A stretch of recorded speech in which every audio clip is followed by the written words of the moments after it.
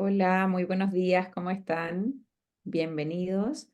Estamos ya a un minuto de iniciar. Vamos a hacer el ingreso de todos quienes están hoy día en esta salita de espera para partir el tercer ciclo de conversación respecto del diálogo sobre el futuro código de buenas prácticas de gobierno corporativo para Chile.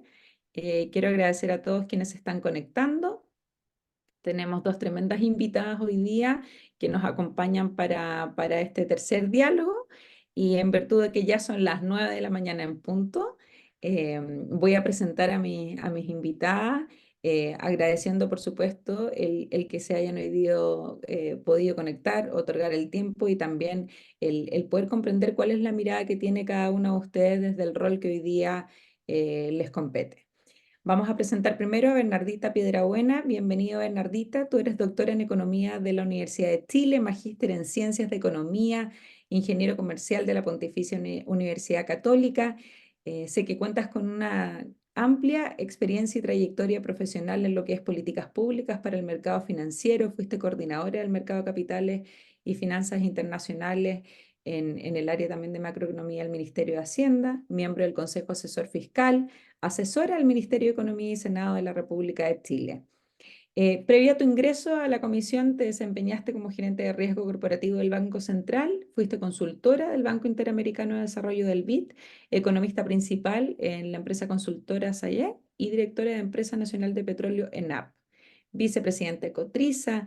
Bueno, una amplia trayectoria profesional, la verdad, y hoy día con el rol que tienes de Bernardita, de vicepresidenta de la CMF, así que bienvenida por estar con nosotros.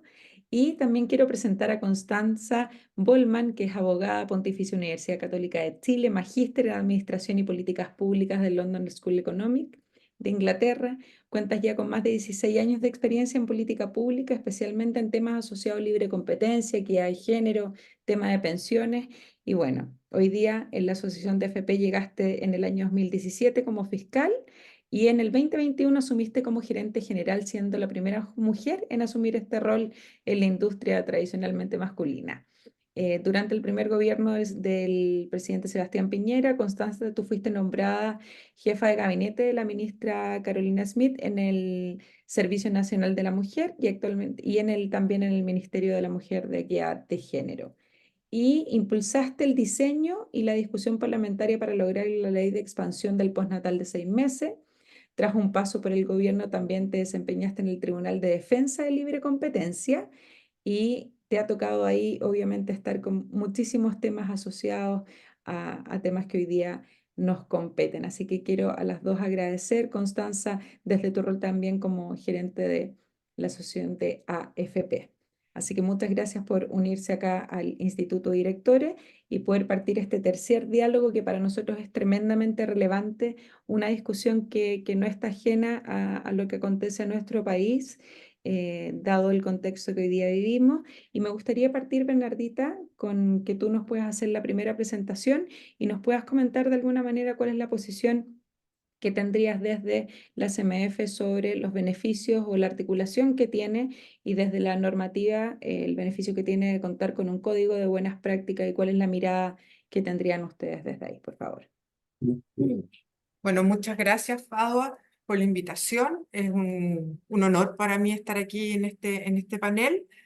Voy a hacer una breve presentación para mostrar cuál es la importancia que tiene en los gobiernos corporativos para la CMF, qué se ha hecho desde el punto de vista legal normativo y para dejar después ya en el panel de conversación los temas del código de buenas prácticas. Entonces voy a compartir la presentación, la breve presentación que tengo. Eh, eh, eh, ya, ahí se ve, ¿cierto? Ahí ya estamos viendo, gracias. Perfecto. Entonces, ¿por qué es importante tener un buen gobierno corporativo? Bueno, como uno ha estudiado y ha leído las guías de buenos gobiernos corporativos de la OCDE o de otras entidades, un buen gobierno corporativo favorece la eficiencia, el crecimiento sostenible y la estabilidad financiera. En particular, ayuda a acceder a financiamiento. Y aquí está el tema de las asimetrías de información que se encuentran en el mercado y el problema principal agente desde el punto de vista conceptual económico. Básicamente, un buen corporativo está destinado para alinear los intereses entre el principal y el agente. Y hay dos relaciones principales, principal-agente, que es la que hay entre los accionistas y la administración de la empresa, pero también la que hay entre los accionistas mayoritarios y los minoritarios. ¿Y por qué hago hincapié en esto? Porque en Chile, dada la estructura organizacional que existe en el mercado, esta segunda es el principal aspecto que la regulación y las leyes han tenido que hacerse cargo. No así en Estados Unidos, donde en los directorios los dueños de las empresas están atomizados, por lo tanto el principal conflicto o principal agente es entre los accionistas y la administración. En Chile es entre los mayoritarios y los minoritarios. Bueno, también un buen gobierno corporativo ofrece un marco de protección a los inversores, en particular al ahorro de las familias. Y por último, apoya la sostenibilidad y la resiliencia de las empresas. Una definición de gobierno corporativo que está por la OCDE dice que es el conjunto de relaciones entre la dirección de la empresa, entre su consejo de administración, el directorio, sus accionistas y los diferentes interesados. Y un buen gobierno corporativo ayuda a fijar objetivos, estrategias y la forma de alcanzar esos objetivos. Entonces, cuando hablamos de gobierno corporativo, hablamos de estas relaciones. En 2023 la OCDE actualizó la guía de buenas prácticas de gobierno corporativo. Básicamente es la misma estructura que tenía, pero se hizo cargo de aspectos que venían desarrollándose en el mercado y los cuales llamaban a decir algo al respecto, cuál es la buena práctica de estas cosas. Y en particular, en el rol del directorio, abordó el tema de la complejidad que hoy día la complejidad del mundo y cómo los directores tienen que abordar esta complejidad. Y ahí habla de la diversidad y de la experiencia y habilidades, capacidades que tengan los directores para hacerse cargo de todo de estas temáticas. En segundo, dio un énfasis muy especial en los temas de sostenibilidad y la importancia de proveer información de sostenibilidad, o la ASG en español, medio ambiente, sostenibilidad y buenas prácticas de gobierno corporativo, a todos los stakeholders, no a los stockholders, sino a los stakeholders. Es como una visión más amplia del espectro de interesados en la empresa, a cuales la empresa tiene que rendir cuenta. También se refirió a temas específicos de digitalización, de cómo hay que hacer uso de las tecnologías digitales al interior de la empresa, y también nos manda una tarea a nosotros reguladores de cómo aprovechar estas tecnologías a la hora de supervisar en este caso a los emisores. También se hizo cargo de los inversionistas institucionales y la concentración de propiedad. Básicamente hay un diagnóstico que no solo ocurre en Chile, sino también en todo el mundo. Primero, que han disminuido las emisiones de acciones en los mercados, que se han ido concentrando las propiedades, y además hay una gran representación de inversionistas institucionales. ¿Y cuál es el rol que tienen que tener estos inversionistas institucionales? Y aquí está Constanza de las AFP en estos directorios. Y en muchos casos, y como se ve en el caso de Chile, son, dado por legislación, en el caso de la AFP, minoritario. Entonces vuelve el conflicto entre mayoritarios y minoritarios. Y también se pronuncia sobre los temas de deuda corporativa, de la necesidad de información que se le debe dar a los tenedores de bonos en relación a la empresa, en particular de los covenants que existen cruzados entre distintos bonos. Estas normas de buen gobierno corporativo, estos principios, perdón, siguen estructurados en 6 pilares, pero hubo un pilar, el sexto pilar es un pilar nuevo, que es el de resiliencia y de sostenibilidad. Y en ese sentido, hablamos de la divulgación de información relacionada a la sostenibilidad, con una orientación de materialidad. Ellos apoyaron las prácticas o los estándares IFRS del Instituto de Sostenibilidad del ISSB, lo que se llama el S1 y el S2, como unas buenas prácticas a seguir en materia de divulgación de información de sostenibilidad, y cuya motivación o cuyo énfasis es la materialidad, es decir, cómo estos aspectos de medio ambiente, sostenibilidad de gobierno corporativo tienen efectos materiales sobre las empresas. Y materiales se refiere a los estados financieros, sea estado de resultado o balance. Estas prácticas o lo que dicen estos principios que se recoge IFRS, y vamos a ver que también nuestra norma 461 recoge, es la responsabilidad del director. Él como órgano principal responsable de adoptar estas prácticas, de velar porque se cumpla la divulgación de información. Pero lo importante de esto es que no es hacer un checklist de estoy cumpliendo, sino de que esté internalizado en el comportamiento de la empresa, que es importante para la empresa y por lo tanto para su directorio. Y establece que tiene que haber un diálogo fluido entre la empresa, sus accionistas y las partes interesadas. ¿Qué ha hecho la CMF durante los últimos 24 años? Y lo que hemos visto es un camino en donde la ley y las normas han convergido hacia los buenos estándares de gobierno corporativo y en algunas veces nos hemos adelantado, como fue el caso de la norma 461. Y esto parte, bueno, tenemos ley de mercado de valores desde mucho y de sociedades anónimas muy antiguas, pero el año 2000 se da un paso importante con la ley de OPE y gobiernos corporativos, donde se establece el derecho de todos los accionistas de comprar o retirarse en caso de una emisión de acciones o de una OPA. Se establece la figura del director independiente y un comité de auditoría. En el año 2009 se profundiza con una ley de gobiernos corporativos donde ese comité de auditoría se transforma en el comité de directores, se establece mayor transparencia en las operaciones y se precisa el uso y acceso a información privilegiada y las sanciones correspondientes, y se regulan, entre otras cosas, las operaciones con partes relacionadas. Ya el año 2012 la CMF publica la norma de carácter general 341, que es una norma de buenos gobiernos corporativos, es decir, usted explique o cumpla estándares de buenos gobiernos corporativos. Esa norma es reforzada el 2015 con la 385, la 386, que junto con los temas de gobierno corporativo agrega el reporte de estadísticas de brechas en particular de género. También hay brechas, no brechas, pero información sobre edad, sobre, bueno, mujeres, edad y profesión de las personas que están dentro de la empresa. El año 2021 se aprueba la ley de agente, una ley que demoró su tramitación, que me toca a mí empezar a tramitar ya en el año 2016-17, y ahí se sigue fortaleciendo los temas de gobierno corporativo y siempre en el contexto de cómo proteger a los accionistas minoritarios. Y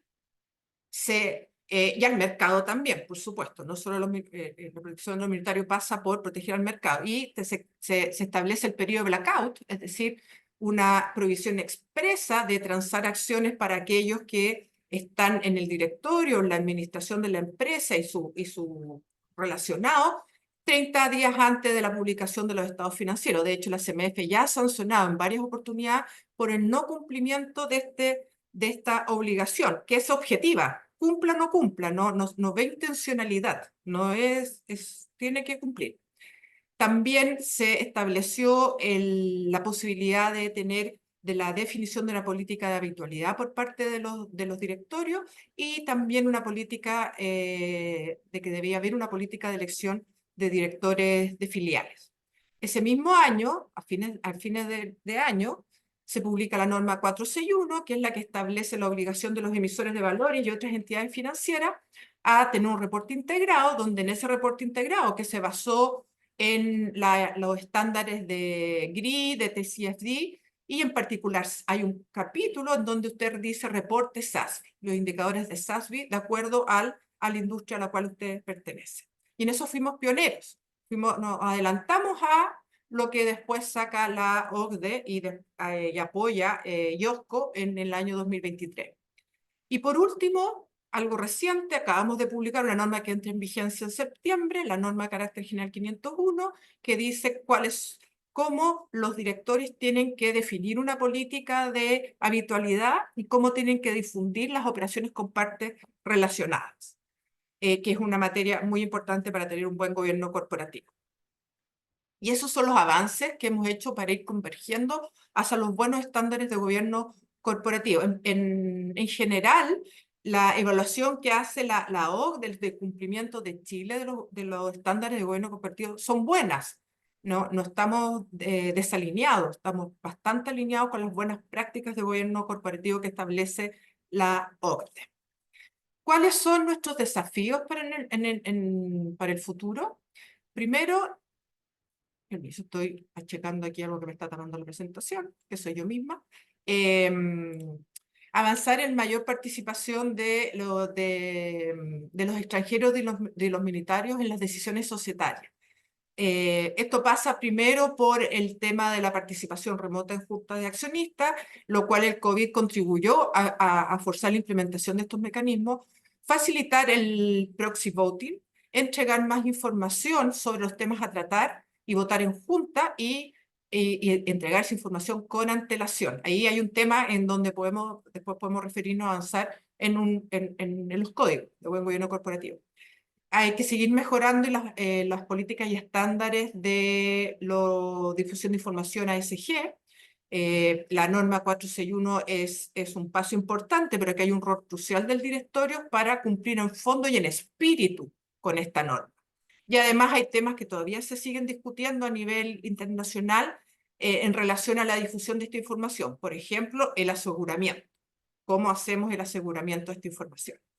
Y hay que perfeccionar, como la norma de habitualidad comienza ahora en septiembre, vamos a ver qué va a llegar de parte de los emisores, qué tipo de políticas, si esas políticas se condicionan o no con el espíritu de la norma, para evitar situaciones que disminuyan la confianza en el mercado.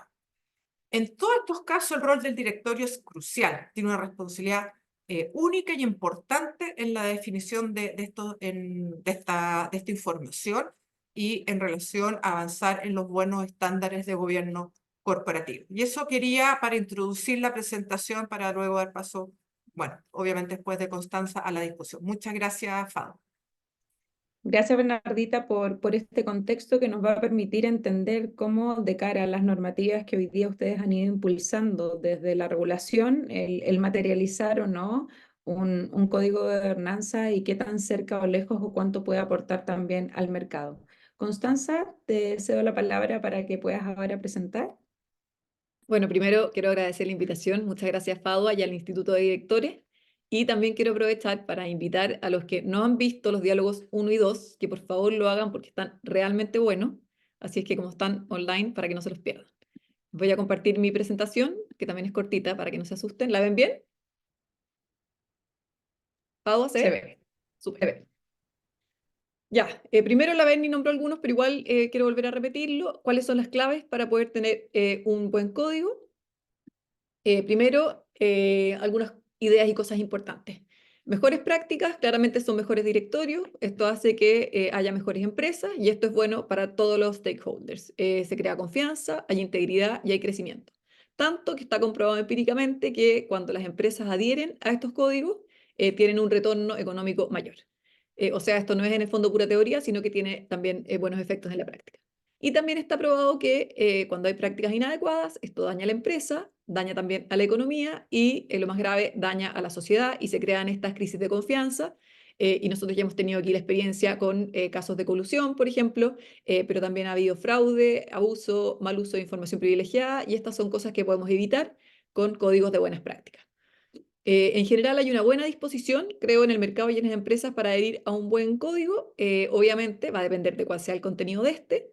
Creo que es importante considerar también que a mayor participación en la elaboración hay mayor adherencia, por eso es importante que la mesa que convoque a la preparación de este código sea súper inclusiva. En esta mesa deben participar al menos empresarios y gremios empresariales, la CPC, la SOFOFA, por ejemplo, inversionistas, y aquí algunos como los inversionistas institucionales, como son las AFP, las bolsas de valores, académicos, centros de gobiernos corporativos, el Instituto de Directores, por ejemplo, auditores externos y reguladores. Es importante también decir que es fundamental para que estos códigos funcionen, que haya una adecuada formación de los directores y que haya capacitaciones. Acá también el rol del instituto es fundamental y que no sea un manual de buenas intenciones, sino que se resuelvan problemas, que sea práctico, que sea actual, lo nombró la Bernardita también, por ejemplo, que se regule bien el tema de las reuniones online o híbridas, que es un tema que hace varios años no estaba, pero que hoy día sí es un tema vigente e importante. Y otro detalle importante es que no es bueno que sea obligatorio implementarlo por completo desde el principio, sino que sea flexible. Y que sea flexible para que sea atractivo, también cumple o explica por qué no estás cumpliendo. Acá considerar que este código de buenas prácticas abarca ámbitos que quizá la ley de sociedades anónimas o el reglamento no abarca. Entonces, sociedades más chiquititas, sociedades de responsabilidad limitada, y es bueno que participen. Por lo tanto, no obligarlas desde el principio a cumplir con todo, sino que puedan ir explicando porque hay cosas que quizá no van a poder cumplir desde el principio. Y también flexible en cuanto a considerar la idiosincrasia de cada país, porque en el fondo la OSD tiene quizá los principios generales, pero esto va a diferir según los valores o los principios que haya en cada país, y también que sea flexible en cuanto al dinamismo, o sea, que sea un código que pueda ir cambiando en el tiempo.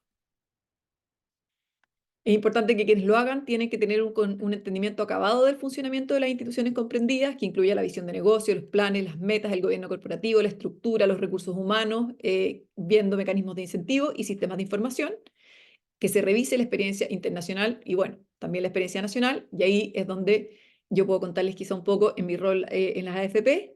Y aquí las AFP un poco me toca, creo, contarles un poco una doble dimensión. Por una parte, que nos importa que exista este código como inversionistas institucionales, porque nosotros somos minoritarios en muchas empresas, entonces nos importa que tengan gobiernos corporativos que sean fuertes. Y aquí un poco, yo creo que ustedes saben que nosotros nos toca elegir como AFP directores independientes en las empresas en que invertimos, en algunas. Y acá, aunque quizá no está este código de buenas prácticas todavía escrito, nosotros sí tenemos algunos manuales que nos ponen aún más exigencias que las que establece la ley. Nosotros siempre nos hemos preocupado, por ejemplo, de nombrar a más mujeres, aunque, o sea, no hay una exigencia de género, pero nos preocupamos de que haya muchas mujeres directoras. Nos preocupamos de hacer una búsqueda súper importante. Imagínense, este año nos tocó nombrar 22 directores entre titulares y suplentes. Y la búsqueda del equipo de los headhunters partió de una base de 700 personas. O sea, es tanto la búsqueda que se hace con tantos requisitos, son tantas las inhabilidades, las incapacidades, para que todo esto sea lo más transparente posible y sean los directores más capacitados posible, que hacemos un esfuerzo grande, grande ahí, en el fondo para que estos directores que representan a los minoritarios estén súper capacitados y lleven también a su vez ellos mismos buenas prácticas a los gobiernos corporativos. Y también las AFP como compañía tienen buenas prácticas. Y aquí un poco contarles quizás cuál ha sido nuestra experiencia. Nosotros tenemos supervisor que nos regula, la Superintendencia de Pensiones, y contarles cómo ha funcionado eso y que creo que puede ser también un insumo para cuando elaboremos este código. Acá, bueno, yo no les voy a contar lo propio de cada AFP, porque en el fondo por temas de competencia, cada una tiene sus temas propios, pero sí cosas que nos manda el regulador y puedo comentarles. En los temas de lo que ve cada una, ahí sí, también hay buenas prácticas que tienen por temas de ESG o ASG. También tenemos entre todas el acuerdo verde. O sea, ya vamos más allá de lo que nos exige la ley, pese a que no haya un código, pero creemos que sería bueno que existiera. Y aquí lo que les decía, nosotros tenemos supervisión basada en riesgo. Lo tienen los bancos que fiscaliza la CMF, lo tienen las cajas que fiscaliza la Suceso y nosotros que nos fiscaliza la Superintendencia. Y esta supervisión basada en riesgos consiste en la evaluación de la calidad de la gestión de riesgos de las entidades supervisadas, con el propósito de que el supervisor pueda identificar y corregir de forma preventiva las prácticas inadecuadas de gestión observadas. Entonces, como objetivo, se trata de fortalecer los sistemas de gestión, efectuar fiscalización preventiva y contar con regulación más flexible, con énfasis en principios y tener supervisión de acuerdo a las recomendaciones internacionales. Entonces, en objetivos ya podemos ver que el objetivo podría ser más o menos parecido al de implementar un código de buenas prácticas. En el caso nuestro de la Superintendencia de Pensiones, también monitorea a los fiscalizados, lo que permite que haya un seguimiento global de los riesgos asociados a las distintas áreas, permite canalizar los recursos hacia las áreas más riesgosas y implementar un modelo de fiscalización que se anticipe a los problemas, que es algo que también queremos lograr con el código, que haya una anticipación, algo preventivo. Los objetivos básicos, de nuevo, fiscalización preventiva, contar con regulación flexible y tener un sistema de supervisión acorde a las recomendaciones internacionales. Entonces, como les comentaba, es un modelo integral y preventivo. La idea es predecir situaciones de debilidad respecto a cómo las entidades gestionan los riesgos y los controles internos. y así podemos fortalecer la estabilidad financiera de los sistemas de pensiones y de cesantía, porque no solamente la superintendencia regula a las AFPs, sino que también a la AFC y también al IPS, y que se hayan resultados más seguros y eficientes para los afiliados y para los pensionados. Este procedimiento tiene una etapa de análisis en que la superintendencia ve en qué estamos y trata de entender y conocer la entidad y el perfil de riesgo de cada uno. Creo que, y se los nombro un poco porque creo que es interesante también en el Código de Buenas Prácticas, cuando yo les decía que los que hagan este código tienen que tener un conocimiento acabado de las industrias, eso yo creo que es importante, que haya análisis, que haya planificación, que después se pase a la acción, que haya documentación, que haya comunicación, que se le informe a las empresas qué es lo que vamos a tratar de mejorar. Y nosotros, la AFP, también nos hace después un seguimiento en que se monitorean los hallazgos, las recomendaciones y los compromisos. ¿Cuáles son las áreas de riesgo? El directorio, entonces se ve si es apto o idóneo, se define la política global de la gestión de riesgos, cómo funciona el directorio y los comités de directorio, definición de la estrategia, gestión del riesgo reputacional, política de divulgación y transparencia. Todos objetivos que debiera tener también este código de buenas prácticas. La administración, cómo está compuesto y la estructura de la administración, proceso de planificación y administración y divulgación y transparencia, y los sistemas de información de gestión. La gestión de riesgo, cuál es la cultura de la gestión de riesgo del cumplimiento, el riesgo fiduciario, también el riesgo operacional en la relación con los afiliados, en la gestión de cuentas, en los beneficios, y el riesgo financiero, que se ve un poco el riesgo del proceso de inversión. Con respecto a cómo nos califican y qué actitud toma la superintendencia de acuerdo a esta calificación global, bueno, te pueden decir que te pueden poner un 1, que es bueno, 2, que es suficiente, 3, que es regular, 4, que es débil y 5, que es muy débil. Y de acuerdo a cada uno de ellos, si es que es bueno, la superintendencia está conforme, si es que es suficiente, la superintendencia tiene reparos menores, si es que es regular, la superintendencia está vigilante, si es débil, tiene reparos urgentes y si es muy débil, la superintendencia debe intervenir. ¿Por qué les cuento esto? Porque en nuestra experiencia esto ha sido muy bueno y ha ayudado a fortalecer el gobierno corporativo. A nosotros nos hacen una revisión, por ejemplo, en mayo, le dicen a la AFP que la van a fiscalizar, se revisan los procesos, a los 3 meses si hay deficiencia, te hacen corregir, uno se compromete con planes de acción y se revisan acá muchos temas de gobiernos corporativos. Y entonces esto nos ha ayudado a fortalecer nuestros gobiernos y es algo un poco que el manual también podría hacer. Entonces esto tiene efectos prácticos, no es solamente teoría. A nosotros se nos exige tener una política, tener estructuras de control, que haya una primera línea, segunda línea, tercera línea, y se abordan los riesgos emergentes de manera anticipada. Por ejemplo, nos hicieron ver desde mucho antes de que se publicara la ley de delitos económicos, ahora estamos viendo la ley de seguridad de datos, y también nos ayuda a anticiparnos a los cambios legales y normativos. Si bien lo fuerte es el tema riesgo, igual ayuda a mejorar los gobiernos corporativos, sirve, se ha avanzado, es concreto, la superintendencia te puede obligar a contratar asesores, te puede exigir compromisos, castiga cuando uno no avanza, y entonces son todas cosas que podríamos tener como aprendizaje al crear este manual, y por eso, como les decía, es importante que participen los reguladores y que participen las instituciones. Y repetir un poco que para nosotros como AFP es importante que estos códigos existan porque o sea, somos accionistas minoritarios en muchas compañías y creemos que es importante que haya esta protección a los minoritarios.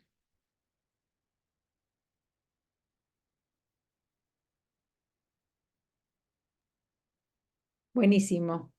Muchas gracias por la presentación. Creo que ambas súper acotadas y también desde el lugar donde les toca, ¿no es cierto? Entonces me gustaría partir esta conversación y este diálogo a quienes están hoy día acompañándonos también.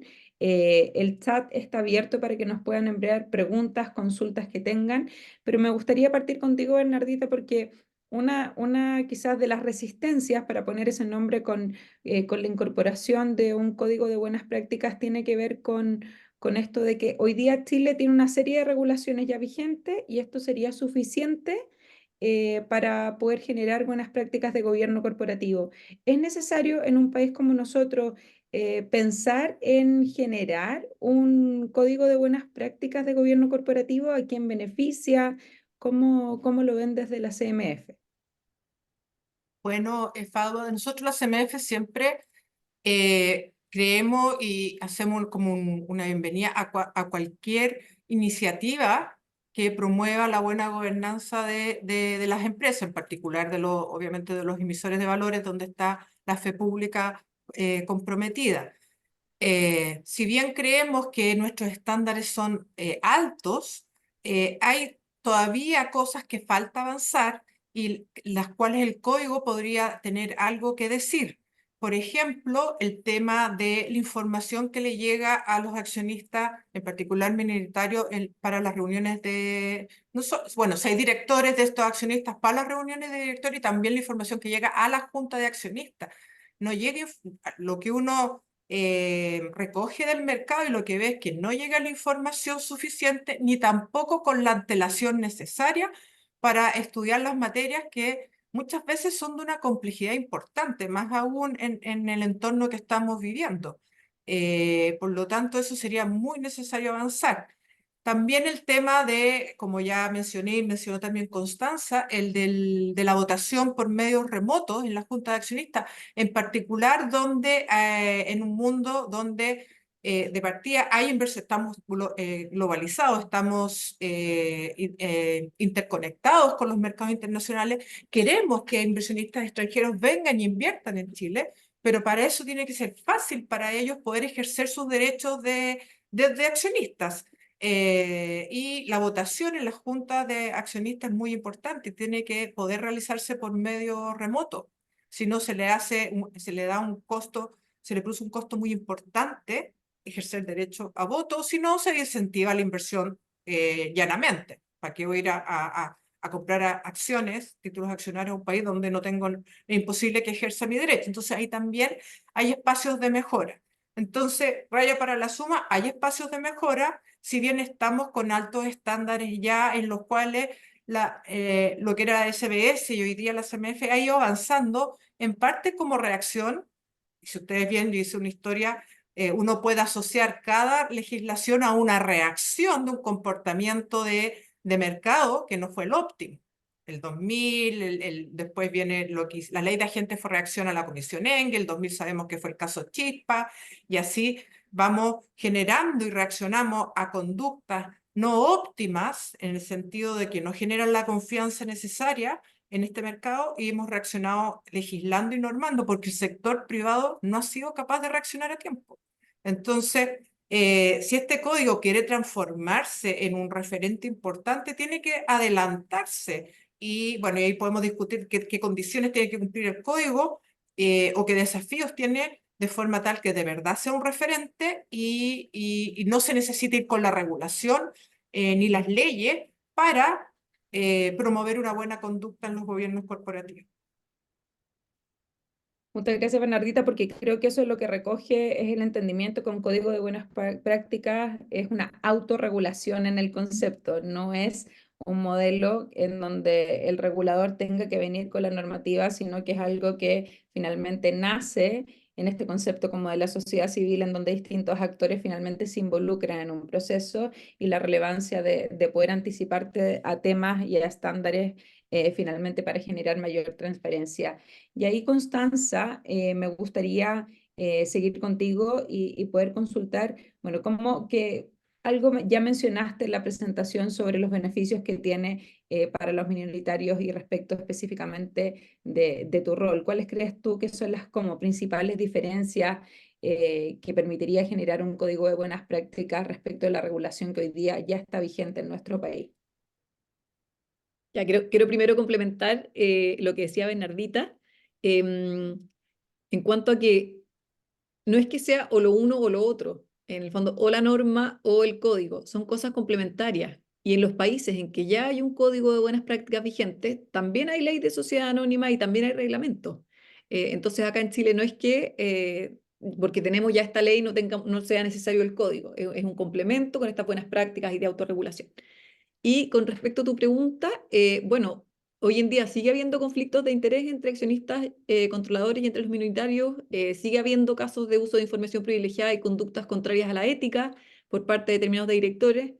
Puede ser que no sea algo generalizado, pero que se ha dañado la imagen de algunas empresas y del sistema en general. Y en cuanto a que el código contribuiría a solucionar esto, creemos que obviamente es un aporte. Perfecto, muchas gracias. Voy a darle la palabra para una pregunta a Gonzalo Smith. Gonzalo, puedes abrir tu Hola, micrófono. sí, ahí déjeme bajar la mano. Muchísimas gracias, gracias por la oportunidad. Un par de comentarios, voy a tratar de ser súper breve y no sé si son cosas que necesariamente me tengan que contestar y les pido que me disculpen, puede ser un poquitito técnico lo que voy a comentar. Sobre lo escuchado, y disculpen, yo no he alcanzado a ver los anteriores, quizás estos temas se cubrieron, les pido que me disculpen. Comentario en relación a algo que comentaste, Constanza, si no me equivoco, recién, acerca de la posibilidad de que el código de buenas prácticas sea supervisable y accionable desde la perspectiva de la autoridad.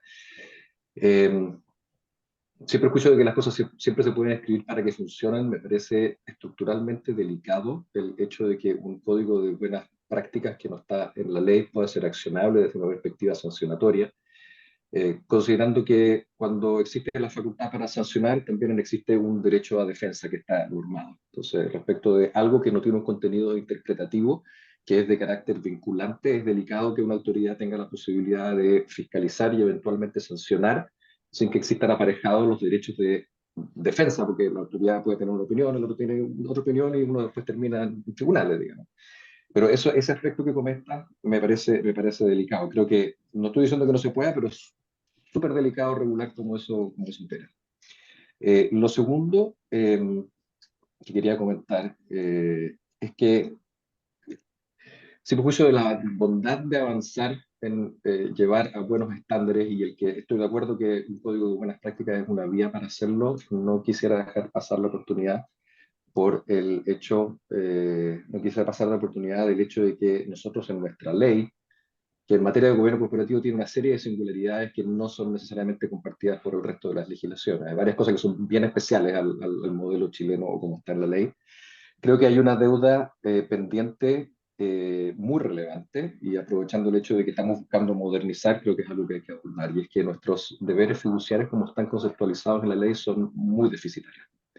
Y son deficitarios porque, primero, toman sus conceptos desde el derecho civil, empleando estándares que están diseñados para otra cosa. Si uno compara la definición del deber de cuidado y el deber de lealtad bajo el sistema anglosajón, que es donde se originan los deberes fiduciarios, las definiciones son profundamente distintas de las que existen en Chile. Ahí hubo, la importación que hicimos nos quedó malita, digamos. Y yo entiendo la razón de haber querido en su momento colgarse de un estándar conocido en Chile, que es el del buen padre de familia, pero ese no es el estándar que se aplica en las jurisdicciones modernas. Entonces, si estamos pensando en avanzar a modernizar nuestra normativa de gobierno corporativo, creo que la CMF debiera considerar seriamente el promover una reforma legal que actualice los estándares. Esa es una fuente de complejidad que Gonzalo, existe pero en la ley. espérame, ¿la pregunta cuál es? Como para ir derivando a la pregunta, como, No, ¿cuál no es es la una pregunta? pregunta, es un comentario. No es una Vale. pregunta, es un comentario. Entonces, lo primero, creo que es importante, y bueno, si lo quiero transformar en pregunta, se está considerando actualizar el deber fiduciario, los deberes fiduciarios. Segundo, existe también en materia de deber fiduciario un cierto grado de confusión en cuanto a que por distintas referencias que hace la ley a cosas que son obligaciones de los directores, existe la posibilidad de que hay varias opiniones, de que si los deberes fiduciarios son dos, son tres, son cuatro, y además se le agrega bajo el régimen de responsabilidad penal de la supervisión, ¿no? Que no hay claridad, la ley no lo dice, no ha habido fallos, si es lo mismo que el deber de cuidado, no es lo mismo que el deber de cuidado. Entonces, finalmente, introducir claridad cuando en doctrina, internacionalmente hablando, los deberes de cuidado, los deberes fiduciarios son dos: cuidado, lealtad, no hay más. El deber de confidencialidad es parte del deber de cuidado y así, ¿no? Pero bueno, eso es una. Y la tercera parte, que es sumamente importante, es que en Chile no está, y esto es gravísimo, consagrado la regla de deferencia o del criterio de negocios o la business judgment rule. Creo que eso es una deuda gravísima y a la medida que pensamos en seguir aumentando las especificaciones de la carga del deber o de lo que tienen que hacer los directorios, sin tener una consagración adecuada de la regla de deferencia de negocio, o regla de criterio de negocio, o business judgment rule, como lo quieran hacer. De verdad me parece que si estamos pensando en modernizar el gobierno corporativo, esa es la primera deuda. Eso, muchas gracias, disculpen. Gracias, Gonzalo, Gonzalo. yo quiero aclarar, quizá me expliqué mal. Yo no creo que este código de buenas prácticas tenga que ser fiscalizado por la autoridad ni por el regulador. Quiero contar que a nosotros ese modelo nos ha O yo funcionado y hay, entendí mal, Constanza. Bueno, he entendido mal yo. puede ser. Hay muchas cosas lecciones que podemos sacar de ahí, pero claramente esto es autorregulación y no fiscalizable. Sí creo que tiene que haber incentivos. Y quizá el mayor incentivo es económico, porque en el fondo tiene impacto en el empleo, tiene impacto en la reputación, en crecimiento, en que si tienes un código de buenas prácticas puedes atraer inversionistas extranjeros que quizá de otro modo no llegarían. Eso, pero incentivos, no fiscalización por el regulador. Y hay cosas Ya, súper sencillas que se pueden hacer en eso. Yo que comparto una experiencia muy brevemente. Hace años atrás Gonzalo, nosotros... dame un minuto porque tenemos ok, que ir avanzando para poder ir respondiendo y no quedemos como en un autodiálogo. Entonces, Me hago Bernardo, cargo de lo que se refiere a la CMF. Yo creo que son observaciones muy importantes las que hace Gonzalo.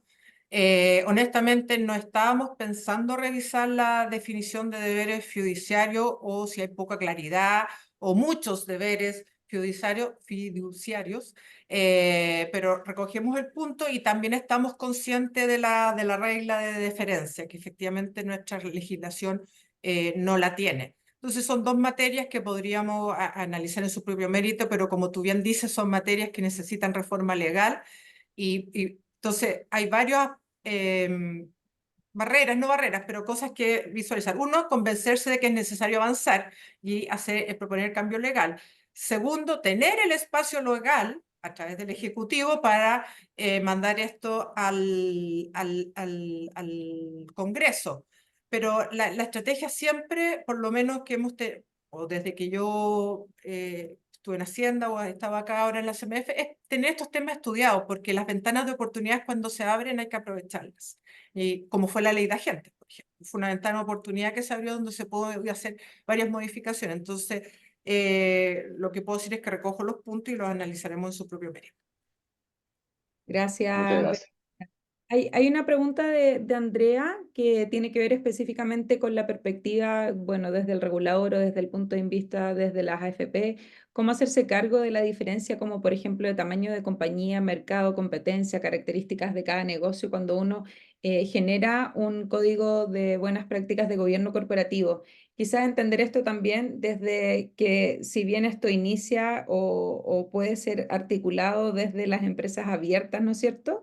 Pero también hoy día vemos cómo hoy día la regulación, y ahí Bernardita, por ejemplo, una norma 461 o incluso las regulaciones que están asociadas a políticas de sostenibilidad, que vemos los estándares internacionales, tenemos que hacernos cargo como de la cadena completa. No solamente somos responsables de lo que nosotros como compañía abierta hacemos, sino que también de toda nuestra cadena de valor, de lo que se está articulando. Entonces, quizás como un código de buenas prácticas también nos ayuda a eso, que muchas veces pensamos desde la empresa abierta que tiene una cantidad de recursos específicos, con un tamaño específico, con formas y prácticas o modelos de madurez quizás un poquitito más masticado, producto de que hay una regulación y por tanto hay una mayor cantidad de tiempo articulando esto.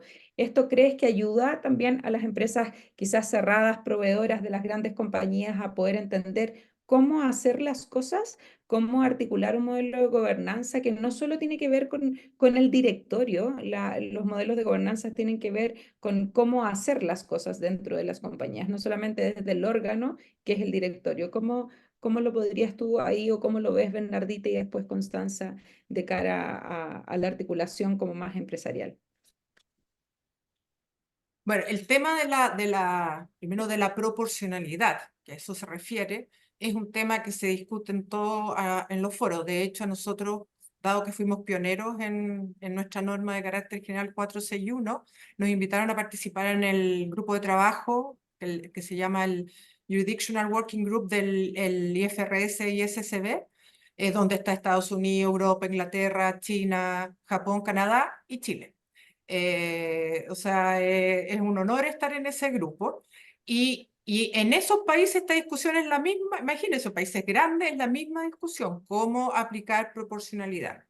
En el caso nuestro, estamos súper conscientes de aquello y nuestra proporcionalidad fue primero de plazo, es decir, que esto no empezó a regir inmediatamente, se hizo un calendario, lo que se llama un phase-in, en donde primero las grandes, este año ya son las grandes y las segundas más grandes, y el próximo año son ya todos los emisores y las instituciones financieras a que se le aplica, que pueden no ser emisores en cuanto no son emisores de valores. Incluso así sabemos que dentro del universo de emisores hay diferentes realidades. Entonces uno dice cómo aplicar la proporcionalidad ya no solo en términos de implementación, sino de las materias que deben difundir. Decidimos ir con esto por los emisores en el entendido que los emisores son aquellas empresas más preparadas, con mayores recursos, porque para salir a emitir valores en nuestro mercado se necesitan ser grandes por los costos que esto significa. No obstante, siempre estamos revisando y analizando si y tenemos una misión al respecto. Nuestro ley orgánica establece que nosotros tenemos que velar no solo por la estabilidad de la conducta, sino también por el desarrollo de mercado. Por lo tanto, la carga regulatoria es un tema que nos preocupa. Entonces estamos en una discusión, en un trabajo de cómo evitar cargas regulatorias innecesarias o que podrían trabar el desarrollo del mercado sin descuidar la estabilidad financiera y los deberes de conducta. O sea, va todo de la mano. Y ese es un desafío que estamos abordando, ¿no? Yo no tengo una respuesta clara al respecto, pero solo decir que estamos atentos a aquello. En todo caso, las normas de reporte integrado le da un rol al directorio también y si uno lee las normas de IFRS, la S1, el directorio tiene que decidir la materialidad de las materias, es decir, qué aspectos de ASG están impactando materialmente a su industria, ya sea que le produce riesgo o oportunidades. Entonces también hay un rol de aplicar esta proporcionalidad a partir del criterio de los mismos directorios. Perfecto. Ahí yo complemento, Bernardita, estoy 100% de acuerdo con lo que señala. Creo que es clave que un manual de buenas prácticas no aumente la burocracia, ni sea una carga entonces para las empresas más chicas, porque es muy relevante que participen. Para empresas más pequeñas, estos manuales pueden ser incluso más relevantes que para una gran empresa, porque la empresa grande puede ser que esté sujeta a estándares internacionales de la matriz, por ejemplo, y que la chica no los tenga. Y por eso lo que decía al principio de la presentación, que la Bernardita habló de la proporcionalidad, yo creo que la proporcionalidad y la flexibilidad también. No es un manual rígido que se aplica para todos igual. Y el concepto que ya también hemos nombrado antes, que es este de comply or explain, cumple o explica, que la empresa chica tenga la posibilidad de explicar por qué no está cumpliendo si es que determinada práctica le sale demasiado conflictiva o no aplica a su funcionamiento. Buenísimo. Y ahí, Bernardita, ¿cuáles crees que serían las implicaciones más significativas de la implementación de este nuevo Código de Buenas Prácticas de Gobierno Corporativo para Chile? ¿Qué es lo que implicaría en su implementación? Implicaría, o sea, primero se tienen que poner de acuerdo, o sea, juntarse los actores y ponerse de acuerdo de efectivamente lo vamos a aplicar, cuáles son las reglas de aplicación. Esta misma comunidad tendría que decir cómo se dan los incentivos, los garrotes para que se cumplan y en caso de que no se cumplan. Y eso implicaría profundizar o tomar en forma de fondo lo que significa tener un buen gobierno corporativo y evitar solamente de estar cumpliendo con la regulación en forma y no en fondo. Esto profundizaría esa mirada. Es decir, hay que cumplir porque es bueno para la empresa, es bueno para el mercado financiero, no por cumplir. Y una cosa que se deriva de lo anterior o buscar cómo decir que cumplo cuando no estoy cumpliendo, o sea, enmascarar mi cumplimiento. Entonces, el Código de Buenas Prácticas es un factor más, una fuerza más, que lleva al directorio a pensar en cómo está actuando la empresa, cómo está tomando las decisiones de forma de no solo proteger la sostenibilidad de la empresa y la duración de la empresa y sus utilidades, sino de contribuir al mercado, contribuir a la sociedad, contribuir al crecimiento. Entonces la implicancia es el compromiso que significa estar comprometido, perdón la redundancia, con tener un buen gobierno corporativo. Yo creo que esa es la mayor implicancia, más allá de los recursos, tanto humanos como financieros, que se tenga que poner a disposición para poder cumplir con este código. pero es demostrar compromiso, compromiso con la empresa, con la sociedad, con el mercado de capitales.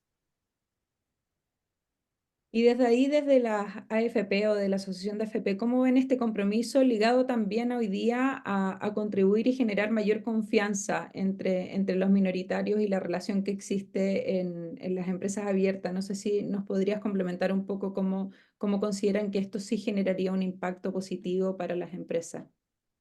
Sí, absolutamente. Yo creo que el desarrollo del gobierno corporativo es fundamental para el buen funcionamiento del mercado de capitales. Y cuando se aprecian prácticas inadecuadas de los gobiernos corporativos, empezamos a dañar la economía, dañamos al sistema en su conjunto. Entonces, por lo mismo, un código de buenas prácticas bien implementado lo que hace es robustecer el mercado de capitales y además contribuye a la fe pública de las empresas. Yo creo que es relevante decir que los impactos son medibles. Nuevamente, no es solamente esto que sea un manual de buenas intenciones y que no aporte nada, sino que lo que hacen es robustecer el sistema y implica que haya cambios en el empleo, en las pensiones, en el crecimiento económico, en general en la prosperidad nacional.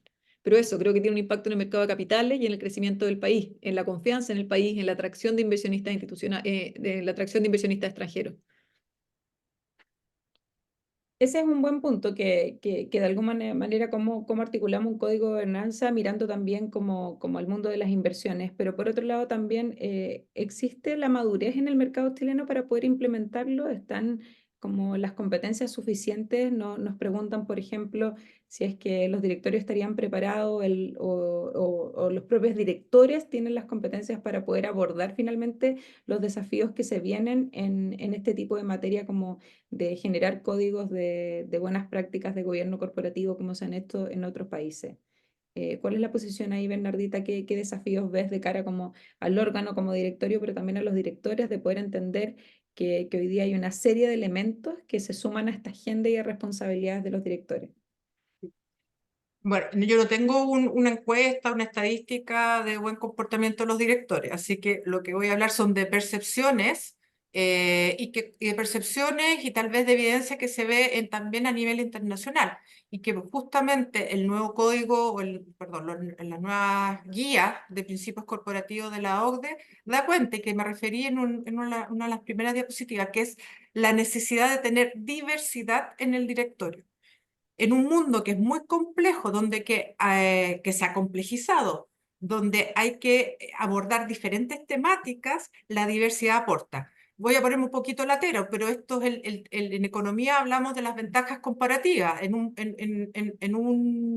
una sociedad menos compleja todos pueden hacer todo de todo, pero cuando el intercambio aumenta, la especialización aumenta, la diversidad de productos aumenta, las ventajas comparativas es la forma de que esa sociedad alcance el mayor bienestar. Algunos a lo mejor no me van a entender, pero los que tuvieron algún curso de economía a lo mejor sí me van a entender. Entonces esto es lo mismo. La diversidad permite, incluso en finanzas, la diversificación en este caso permite disminuir los riesgos, los riesgos no sistémicos.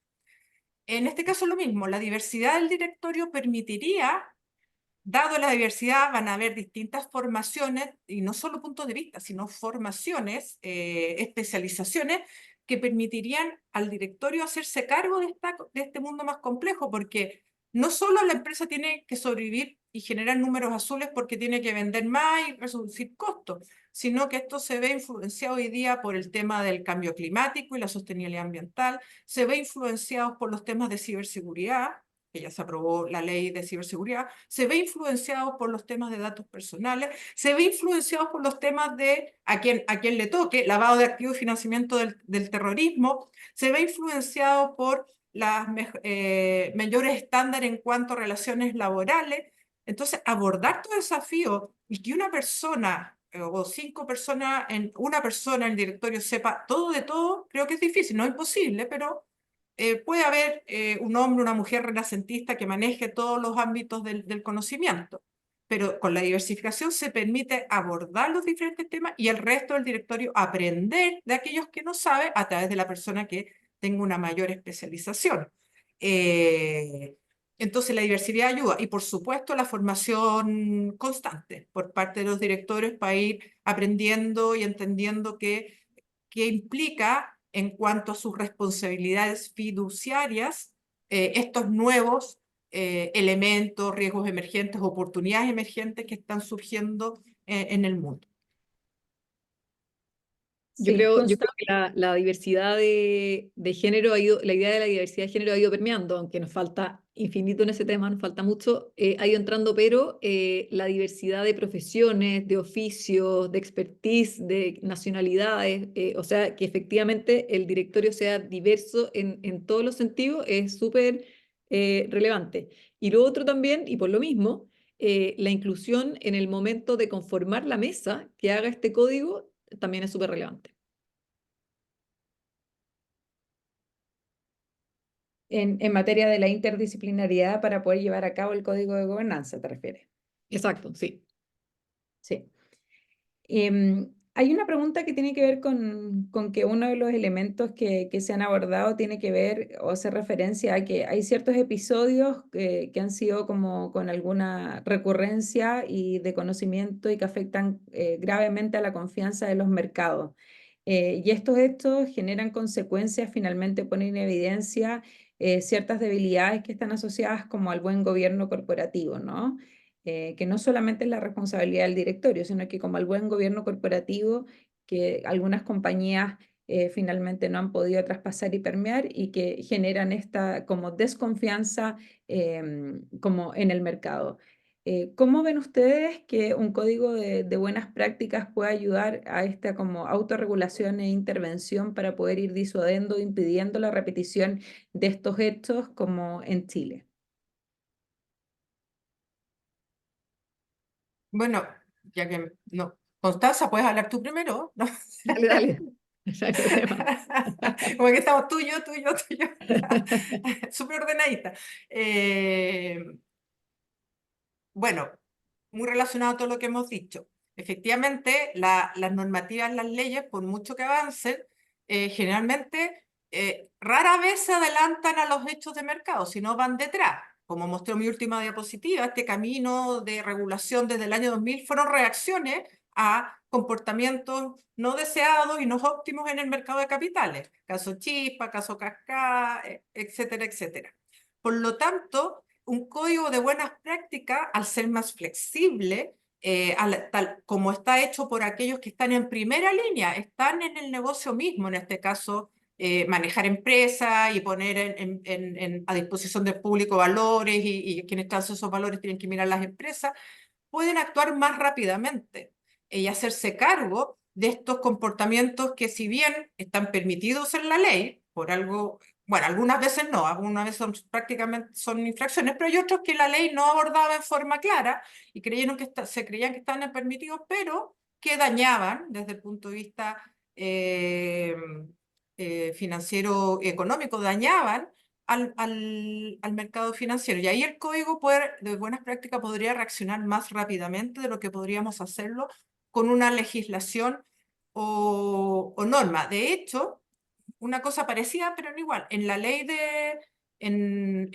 que crea la CMF, la ley 21.000, en sus últimos títulos se promueve la creación de un comité de autorregulación, que era distinto porque no era autorregulación de buen gobierno corporativo de los directores de empresas emisoras, sino era un código de autorregulación que apuntaba a que los actores del sistema financiero actuaran en forma justa con sus clientes financieros.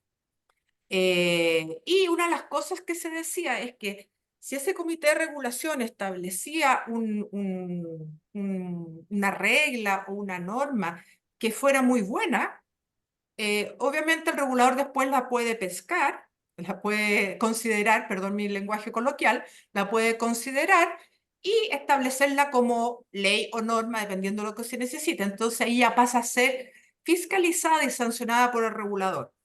Eh, y eso es lo que que podía aportar al respecto. Buenísimo, muchas gracias. Como nos queda poco tiempo, voy a ser súper concreta.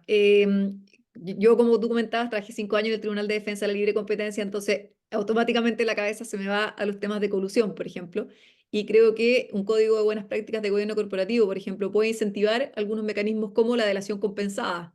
Y entonces así poder ir erradicando estas malas prácticas de la empresa, que en primer lugar no haya colusión, pero que luego si la hay incluso sea más fácil poder resolverla. Pero a lo que voy es que hay cosas muy concretas que se pueden lograr con un código. Ujú. Y desde esto muy concreto que se puede aportar con un código, entendiendo de que hoy día hay una normativa vigente en Chile y que hay algunas disposiciones que son legales, ¿no es cierto? ¿Cuáles son quizás las diferencias que nosotros podríamos abordar mediante la implementación de este código, producto de que son temas quizás que están más deficientes en la legislación o que no han sido abordados y que a través de este código sí podríamos abordar? Bueno, sin ánimo de repetirme, pero es la idea, lo que hemos detectado nosotros acá en la CMF es el tema de la información que llega a la Junta de Accionistas, con la suficiente información, con la profundidad necesaria y con la antelación necesaria. Incluso diría que en lo que a mí mi experiencia de directorio me tocó también que la información no me llegaba, que yo eso que era directora, con la antelación necesaria y la profundidad necesaria. Entonces hay algo que hay que abordar. Eh, Segundo, cómo ejercer los derechos de votación de los dueños de los accionistas, que se avance, porque la norma establece un piso, usted dice, podrá establecer mecanismos remotos de votación. Bueno, impleméntenlo, háganlo. Esas son dos cosas que hemos detectado. Y lo otro de establecer a los directores, no exigirles, pero hacerles ver el tiempo que deben dedicar a los directorios. Muchas veces vemos directores que están en muchos directorios y uno se pregunta, ¿tendrán el tiempo suficiente para dedicarle a todos esos directorios lo que se necesita en relación a la responsabilidad que significa ser director? La responsabilidad es muy alta. Hay una responsabilidad civil no menor, de ser no solo ética y moral, sino civil no menor de los directores. Entonces, también hacer conciencia del tiempo que se necesita dedicarlo a un directorio de forma de ejercer ese deber fiduciario en forma óptima y acorde a la responsabilidad que se está tomando. Ese Perfecto. efectivamente es uno de los criterios que nosotros, dentro de estos criterios que yo les contaba, y por qué pasamos de 700 candidatos a tener 22 directores elegidos, uno de ellos es ese, es que sean personas que no tengan demasiados directorios, porque en el fondo necesitamos que estén encima para cumplir su deber fiduciario. Estas son el tipo de prácticas que quizás un manual de gobierno corporativo puede ir estableciendo, por ejemplo, prácticas respecto, nos preguntan por el límite o cantidad de directores en donde se participa. Hay algunos elementos que tienen que ver con número en los cuales que uno participa, tiempo de dedicación que finalmente hay que darle a cada uno de los comités. ¿Son materias algunas otras que ustedes ven que hoy día se estén ocupando internacionalmente y que puedan ser trasladadas a Chile? Bueno, aquí yo voy a dar una respuesta tentativa y en mi calidad de abogado de ejecución, pues yo no soy abogado, pero limitar el número de directorio al cual pueden pertenecer diferentes personas, tendríamos que analizarlo desde un punto de vista legal y cómo eso conversa con los derechos constitucionales del artículo 19 de la Constitución, de la libertad de ejercer la actividad económica. Entonces, no puedo pronunciarme si no. Es algo que hay que estudiar en profundidad. Perfecto. Pero de Constanza. nuevo el tema de la flexibilidad del código, esto no es un número ni es una imposición al director, sino que es en el fondo todo conversado con ellos y también flexible según el número, el tamaño de las empresas. En el fondo se puede revisar caso a caso cada vez. Ujú.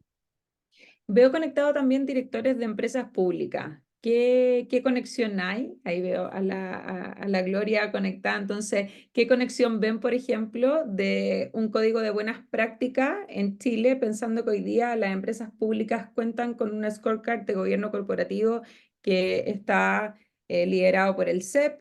Y por otro lado, las empresas abiertas tienen de alguna otra manera también estos mecanismos de evaluación a través de la norma 461. ¿Cómo converge esto? ¿Qué beneficios trae también para las empresas públicas el poder contar con un código de gobierno corporativo?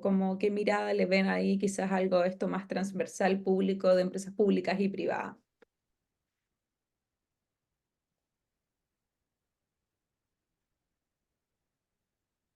Constanza, no sé si quieres.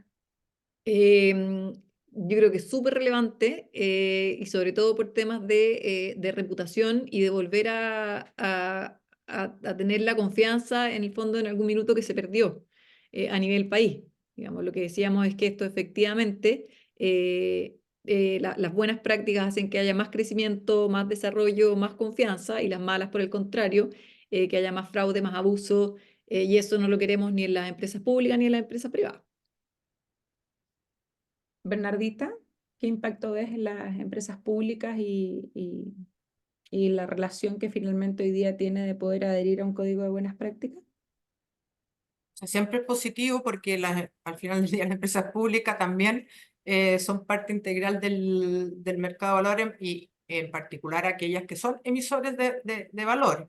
Y no solo por eso, sino también por el ejemplo, el efecto como eh, spillover y de ser, valga la redundancia, un ejemplo para el resto de las empresas públicas bien comportadas, que son manejadas con criterios de mercado, más allá del rol social que pudiera asignarse en algunas oportunidades.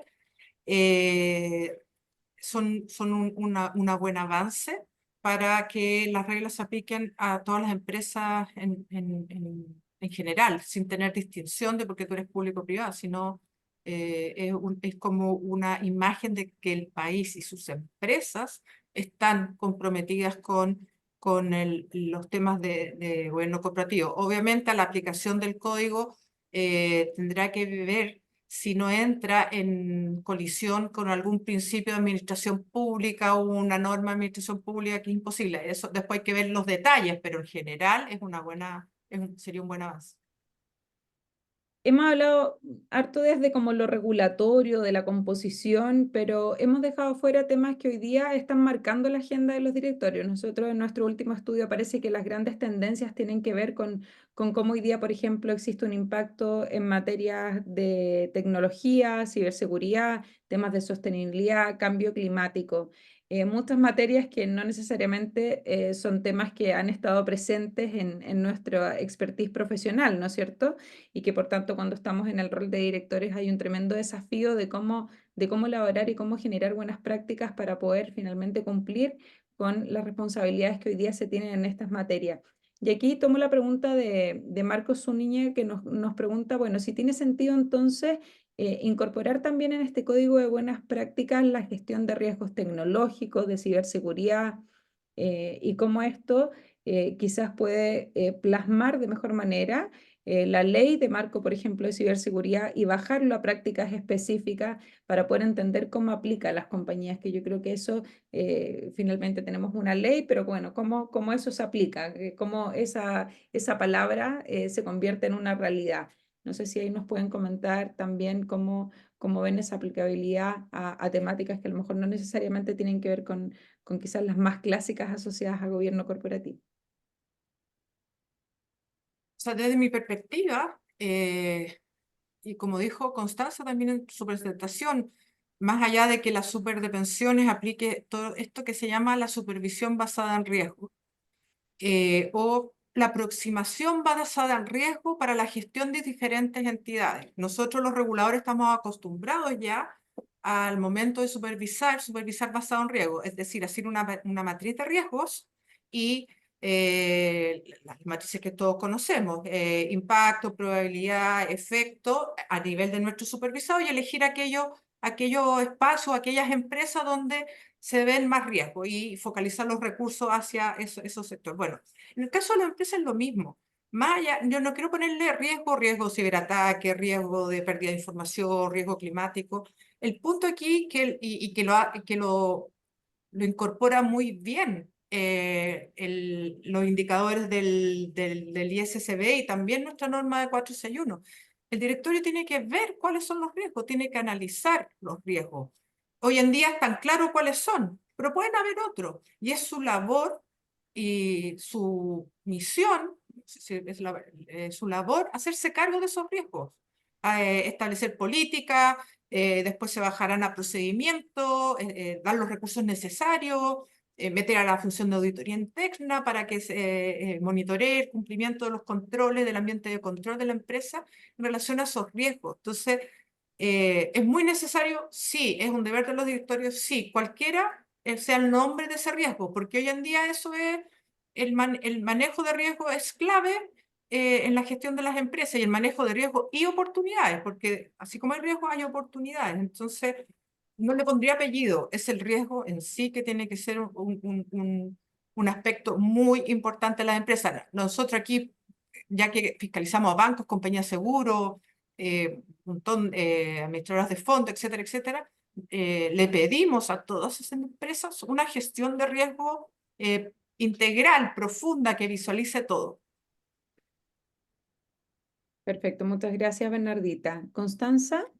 Sí, que acá, ojo, que la experiencia internacional nos muestra que hay códigos de buenas prácticas que tienen 15 páginas y que funcionan perfecto, y hay otros que son mucho más extensos y que funcionan también. Entonces, por eso esta mesa de trabajo que se va a hacer es tan importante, para que veamos cuáles son las necesidades más grandes en Chile, y que el código responda a eso. Pero estoy de acuerdo con Bernardita, de que lo importante es que se incluyan los riesgos en general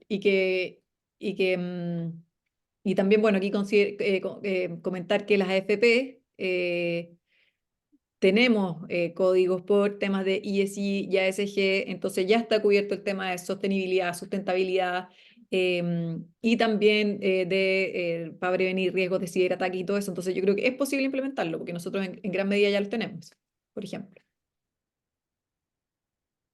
Es posible implementarlo, pero también como generar estas prácticas o acuerdos marcos de cómo lograr implementar finalmente para cada una de las compañías. Yo creo que una de las cosas que quizás a poder establecer es que un código de buenas prácticas lo que dice son buenas prácticas respecto del qué hacer, ¿no?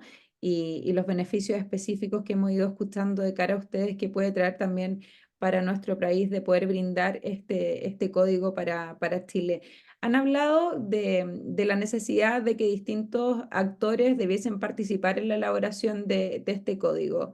¿Quiénes consideran que son los principales actores que debiesen sumarse para una buena incorporación de un código de buenas prácticas de gobiernos corporativos para nuestro país?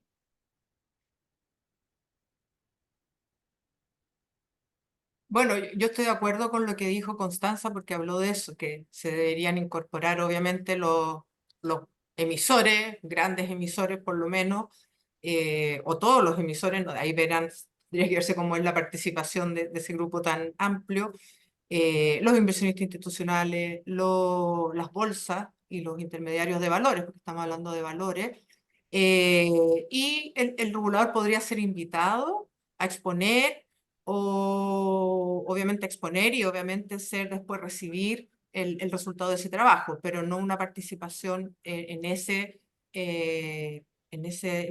evento o en ese conjunto de actores, porque es algo que ustedes están, el sector privado me refiero, se están poniendo de acuerdo. Nosotros no tenemos nada que decir. Obviamente tenemos que decir si ese código fuera en contra de las cosas que están en la ley y en la normativa, pero no es la idea. La idea es que eleve los estándares, no que vaya en contra de los estándares.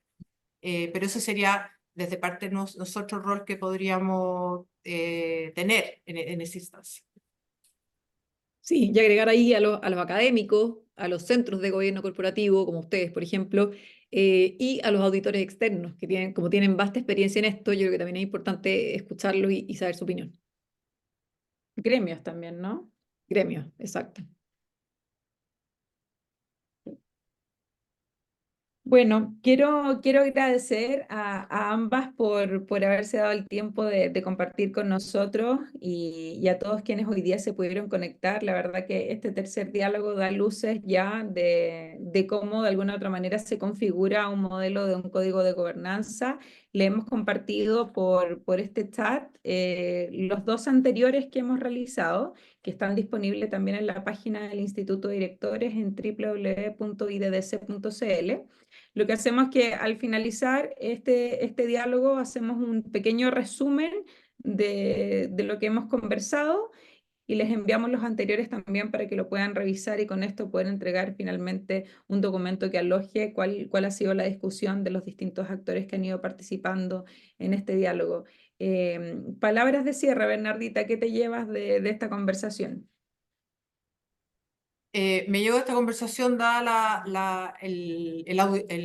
los auditores que estuvieron presentes y que crean interés que hay por parte de aquellos que ejercen el rol de directores de efectivamente asumir la responsabilidad con los más altos estándares éticos y también normativos y regulatorios, pero como queremos elevarlo, y lo cual es positivo, o sea, que hay un interés verdadero de generar ambientes corporativos que respondan a las necesidades de la sociedad en el sentido de crecimiento y desarrollo del mercado de capitales. Eso me lleva. Y muchas gracias por generar este espacio, por primero que exista el Instituto de Directores en Chile, por el rol importante que están asumiendo cada vez más en las empresas, sean emisoras de valores o no. O sea, que claro, aquí no nos focalizamos a eso, pero es importante en todo ámbito de organización. Muchas gracias, Bernardita. Constanza. Me sumo a esos agradecimientos de Bernardita y como palabras de cierre que yo estoy súper esperanzada en que esto va a resultar, súper optimista. Creo que vamos avanzando bien, que la inquietud ha ido creciendo, que puede tener mucha adherencia. Así es que eso, sigamos trabajando juntos para que esto vea la luz, ojalá. Bueno, sabemos que ha habido a lo largo de la historia de Chile también iniciativas anteriores con el objeto de poder hacer algo similar. No han podido llegar a buen término. Yo creo que hoy día el contexto en Chile también ha cambiado. No es lo mismo hablar de gobierno corporativo hace 10 años atrás a lo que es hoy día y la profundidad también de entendimiento respecto de que hoy día no solo hablamos de directorio cuando hablamos de gobierno corporativo, hay un mayor entendimiento también de cómo hoy día se ejerce este rol y de los desafíos regulatorios que tenemos, pero también de ir generando buenas prácticas con quienes hoy día articulamos y de mejorar la confianza en nuestro país, que yo creo que es lo que finalmente va a permitir un crecimiento y un desarrollo económico para el beneficio de todas y todos los chilenos. Así que yo creo que en ese sentido estamos a por ello en el Instituto de Directores. Les agradezco la disponibilidad, gracias a todos quienes se pudieron conectar y bueno, van a recibir ahí por correo toda la información de estos diálogos. Muchas gracias. Chao, gracias por la invitación. Chao, Constanza. Gracias. Chao, que estén bien.